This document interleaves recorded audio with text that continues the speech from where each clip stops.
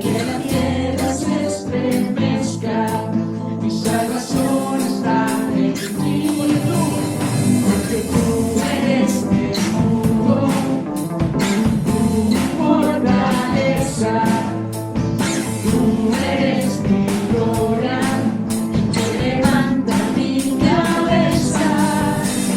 Tú eres mi escudo, tu fortaleza, tú eres mi gloria, que levanta mi cabeza. Buenas, ¿cómo están ustedes? ¿Qué tal el día? ¿Qué tal la semana? ¿Qué tal el mes que estamos viviendo?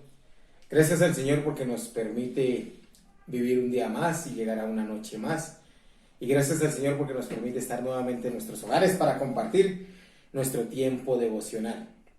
Una de las cosas que más me encanta, y creo que a ustedes les gusta decir a las grandes superficies o a las plazas y encontrar frutos realmente maduros, provocativos, rosas así bien hermosas como las que a muchos les dieron o distribuyeron ayer como por el Día de la Madre, unos tomates bien maduritos para comerlos como me gustaba cuando en la casa, con azúcar, bien las cosas bien maduras. Pero ¿sabe? Cuando algunas personas actúan mal, se portan mal siendo jóvenes o adultos, pensamos que son personas inmaduras. Y también en la vida cristiana hablamos de cristianos inmaduros. Vamos a tener de ahora en adelante, por esta o un par de semanas,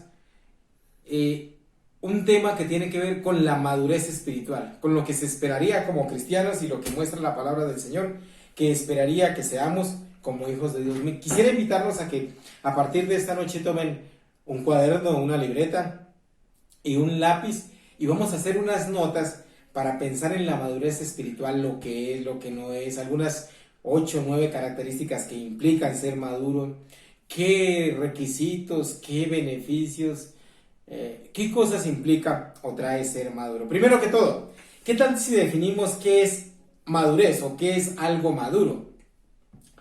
Y el diccionario de la Real Academia dice que es el estado de una cosa que ha alcanzado su pleno desarrollo.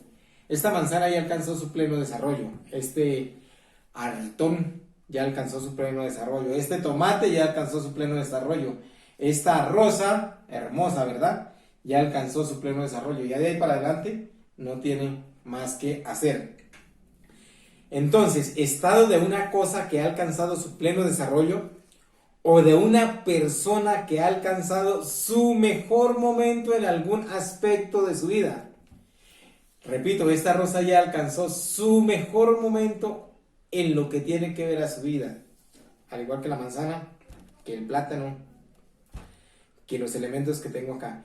Eso se espera de las personas que en algún momento de su vida, en muchos o en algunos aspectos particulares, hayan alcanzado su mejor momento. Y quiero leer allá en 1 Corintios capítulo 14, verso 20.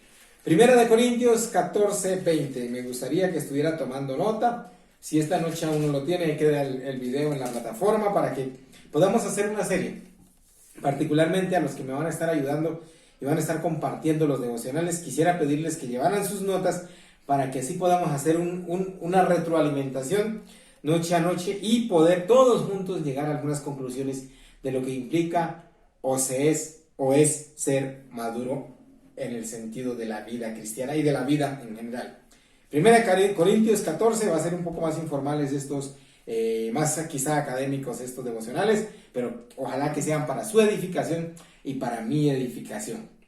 Dice, hermanos, no seáis niños en el modo de pensar. Hermanos, no seáis niños en el modo de pensar. Sed niños en la malicia. O sea, eso tiene que ver, sean infantiles en la maldad, en la manera de cometer aberraciones de todo tipo. Sean niños en la malicia, pero maduros en el modo de pensar. Ese es el propósito de los siguientes devocionales. Por varios días vamos a estarlos compartiendo. En nuestra congregación teníamos preparado un retiro de líderes de los cuales queríamos hablar algunos de estos aspectos, de tal manera que por eso invito a los líderes, a los hermanos, a todos en general, a que juntos participemos de estos devocionales, tomando notas y haciendo apuntes. Si usted tiene un comentario, un aporte, nos lo puede reenviar a nuestro WhatsApp y podemos seguirnos retroalimentando en cuanto a la madurez. Ahora, esta noche no vamos a tratar todos los temas, son muy extensos, pero cada noche queremos ir avanzando. De tal manera que, ¿qué implica como tal ser maduros o que llegamos a ser maduros como cristianos? Quiero decirles que el propósito de esto es que lleguemos a pensar y a vivir conforme Jesús quiere que vivamos y que pensemos. Ese es el propósito de nuestros próximos temas. Llegar a pensar y a vivir como Jesús vivió y quiere que vivamos. Eso implica que para alcanzar esa madurez espiritual necesitamos conocimientos, convicciones y conductas. 3 cosas. Si quiere, anótelas ahí. Conocimientos. Usted necesita conocer muchas cosas de la palabra del Señor, de la vida, de la ética, de la moral, del comportamiento sentimental, emocional, sexual, laboral, académico, etc. Pero también estar convencido de algunas cosas que realmente le demarquen, le muestren, nos muestren el derrotero a seguir. Y eso implica que nos va a llevar a tener ciertas conductas en los negocios, en la vida emocional, en la vida sentimental, en la vida sexual, en la vida económica, en la vida material, en la vida estudiantil, que debemos vivir y experimentar. Conocimientos, convicciones y conductas. Vamos a estar hablando varias oportunidades de este tema. Hay muchas personas que se acercan a la iglesia, que hacen decisión por Cristo de fe, que empiezan a asistir, que llegan hasta ser líderes. En la congregación hemos tenido personas que han ejercido algún tipo de liderazgo, pero que de algún momento abandonan la iglesia, abandonan el liderazgo, porque quizás no tienen o no han afirmado suficientemente sus conocimientos, no están plenamente convencidos del liderazgo o del lo que los movía, y por lo tanto no han asumido conductas que los mantengan en la iglesia y que eviten abandonar la iglesia y abandonar la fe. Para mí es triste cuando alguna persona se retira de la iglesia, pero cuando se retira o se va porque se va a otro lugar y pide que oremos por ellos, que los bendigamos, da cierta paz, y después saber que están en otros lugares. Hay varios que han salido de la iglesia y están en otros lugares y ejercen un liderazgo excelente. Para mí es gran bendición, pero otros que simplemente no. De tal manera que eso es lo que queremos seguir evitando. Y eso pasa porque muchos han entrado en el nominalismo evangélico. Muchos son cristianos o asisten a una iglesia evangélica por tradiciones nominales. Hay muchos que son evangélicos porque sus padres, sus primos, sus abuelos, su novia con la que se casó o se iba a casar o se casó, se contrajo matrimonio de su novio, eran cristianos y venían de familia cristiana, entonces, y se querían casar ella o él por la iglesia cristiana, entonces se volvieron nominalmente o se casaron nominalmente por la iglesia. Y el ser cristiano o evangélico nominal no permite manifestar realmente lo que es ser una persona redimida por el Señor, rescatada, ser salvo del pecado, de la corrupción, de la maldad.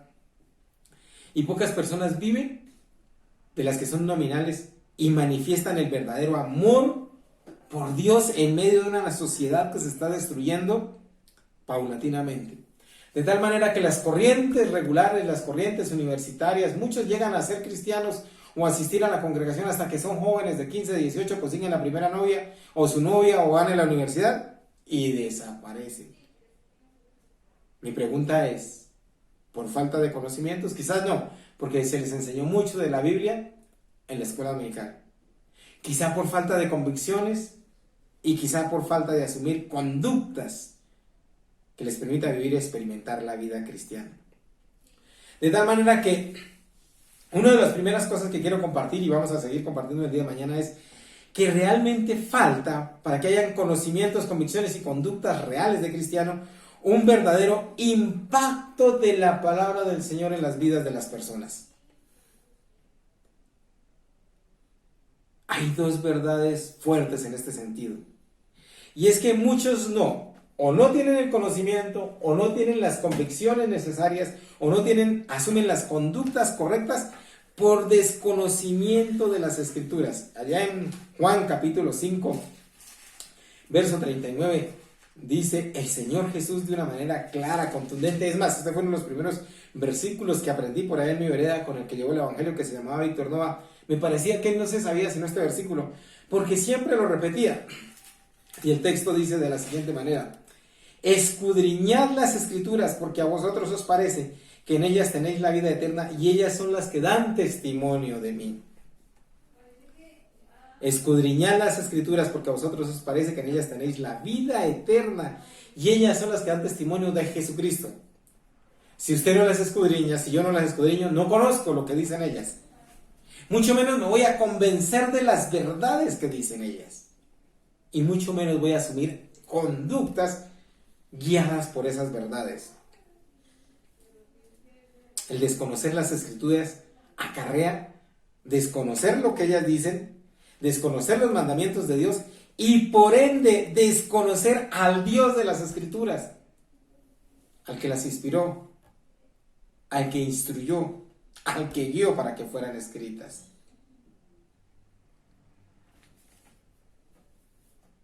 También desconocer las Escrituras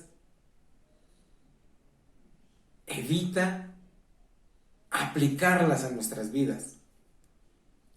Y evita aplicarlas a nuestras vidas porque en buena medida los que predicamos o tenemos un liderazgo, somos pastores, líderes de jóvenes, de alabanza, de adoración, aún los que ministran en la iglesia, que tocan un instrumento, que dirigen a los niños, los jóvenes, a veces no predicamos ni aplicamos de verdad, la palabra de Dios.